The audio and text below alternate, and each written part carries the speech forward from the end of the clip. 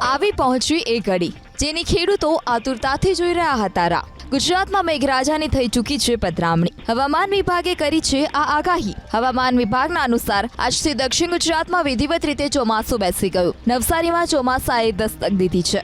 હવામાન વિભાગના મતે આગામી 7 દિવસ ગુજરાતમાં રહેશે વરસાદી માહોલ। આગામી 48 કલાક તો રાજ્યભરમાં મન મૂકીને વરસશે મેઘરાજા। આજે અમદાવાદ, ગાંધીનગર, બનાસકાંઠા, સાબરકાંઠા, અરવલ્લી, પાટણ, મહેસાણા, કચ્છ, સુરેન્દ્રનગર, રાજકોટ, જામનગર, પોરબંદર, જૂનાગઢ, અમરેલી, ભાવનગર, મોરબી, દ્વારકા, ગીર સોમનાથ, બોટાદ, સુરત, નવસારી, વલસાડ, દાહોદ અને મહીસાગર જિલ્લામાં વરસાદ વરસશે। તો આવતીકાલે અમરેલી, ભાવનગર, ગીર સોમનાથ, સુરત, નવસારી, વલસાડ, તાપી, ડાંગ, નર્મદા, ભરૂચ, પંચમહાલ, દાહોદ અને મહીસાગર જિલ્લામાં થશે મેઘમહેર। હવામાન વિભાગના અનુસાર વરસાદની સાથે ભારે પવન પણ ફૂંકાશે। 30 થી 40 કિલોમીટરની ઝડપે પવન ફૂંકાશે।